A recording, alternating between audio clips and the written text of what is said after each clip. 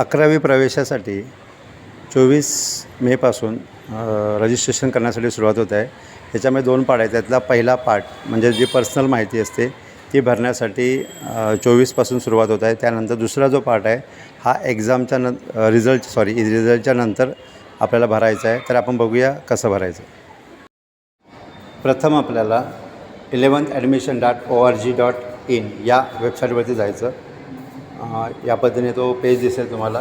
त्यानंतर मग तुमचा जो विभाग आहे, मुंबई विभाग आहे की पुणे, नागपूर, नाशिक, अमरावती, त्यावरती तुम्हाला क्लिक करायचं। जसं मी मुंबई विभागावरती समजा क्लिक केलं की त्यानंतर मग तुम्हाला रजिस्ट्रेशन जे आहे स्टुडंट रजिस्ट्रेशन करायचं त्यावरती क्लिक करायचं आहे। आता हा आपण डेमोमध्ये त्या पद्धतीने मी क्लिक केलं। त्यानंतर सुरुवातीला तुम्हाला अशा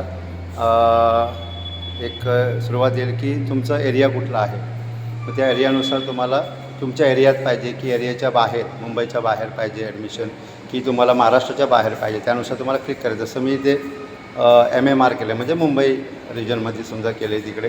त्यानंतर मग ॲप्लिकंट स्टेटस लिहायचं तुम्हाला। तुम्ही फ्रेशर आहात का की तुम्ही रिपीटर आहात, तुम्ही आधी एक्झाम दिलेली आहे, पास झालेला आहात परंतु ॲडमिशन होते घेतलं। तर मी इथे समजा फ्रेशरवरती आपल्याला केलं कारण आपण फॉर्म भरतो नवीन, तर फ्रेशर। नंतर मग तुम्हाला इथे तुमचं बोर्ड कुठला आहे ते लिहायचं आहे। SSC महाराष्ट्र बोर्ड असेल तर SSC करायचं आहे, CBSE आहे का ICSE आहे, IB आहे, या पद्धतीने जो पण बोर्ड असेल तो बोर्ड तुम्हाला क्लिक करायचा आहे। जसं इथे महाराष्ट्र बोर्ड आहे तर मग मला काय करायचं आहे, मला क्लिक करायचं आहे SSCवरती। त्यानंतर मग पुढे खाली विद्यार्थ्याची माहिती आहे। जसं तुमचं पहिलं सुरुवातीला का असेल तुमचा सीट नंबर आहे, मग तो सीट नंबर तुम्हाला तिथे टाकायचा आहे। जो पण तुमचा परीक्षेचा जो तुमचा सीट नंबर असेल तो सीट नंबर तुम्ही तिथे टाकलात की मग पुढील माहिती तुम्हाला करायची आहे, भरायची आहे। जेव्हा तुम्ही सीट नंबर टाकाल त्यानंतर ऑटोमॅटिक तुम्हाला खालच्या गोष्टी काही ओपन होतील। जर सीट नंबर परफेक्ट टाकलाच नाही तर मात्र खाली ज्या गोष्टी आहेत जे पुढचे ऑप्शन ते ओपन होत नाही। तर इथे तुम्ही सीट नंबर टाकलात की मग खाली तुम्हाला मंथ ऑफ एक्झामिनेशन म्हणजे कुठल्या महिन्यात एक्झाम दिली तुम्ही, मार्च, त्यानंतर वर्ष आहे, year, okay, year of examination काय 2024 समजा दिली असेल 2024, आधी दिली असेल तर तो पण तुम्ही साल आहे तो टाकायचा। त्यानंतर मग नेम ऑफ ॲप्लिकंट म्हणजे तुमचं नाव टाकायचं आहे विद्यार्थ्याचं। त्यानंतर मग मोबाईल नंबर असेल तुम्ही दिलेला रजिस्टर किंवा पालकांचा मोबाईल नंबर त्या ठिकाणी टाकायचा, ईमेल असेल तर ईमेल टाकायचा आहे।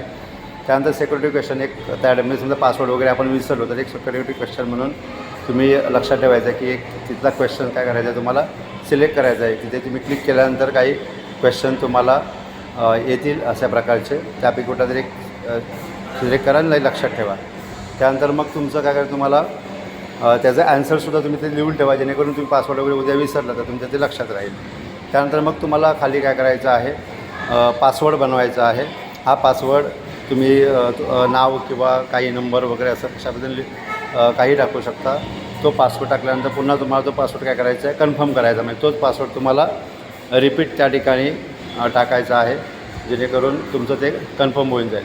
आणि एवढं झाल्यानंतर मग तुम्हाला रजिस्टरवरती क्लिक करायचं आहे। तर हा आहे पार्ट 1, म्हणजे याच्या पुढची जी प्रोसेस असेल ती तुम्हाला पार्ट 2मध्ये रिझल्ट तुमचा लागला म्हणजे 10वीचा रिझल्ट लागल्यानंतर पुढे असेल। तर अशा पद्धतीने रजिस्ट्रेशन आहे, हा डेमो आहे। तर सर्वांनी पार्ट 1ची माहिती व्यवस्थित अशा पद्धतीने भरायची आहे। आणि हा व्हिडिओ आपल्याला जर आवडला असेल तर नक्की लाईक करा, जास्तीत जास्त 10वीच्या विद्यार्थ्यांपर्यंत शेअर करा आणि चॅनलला सबस्क्राईब नक्की करा। धन्यवाद।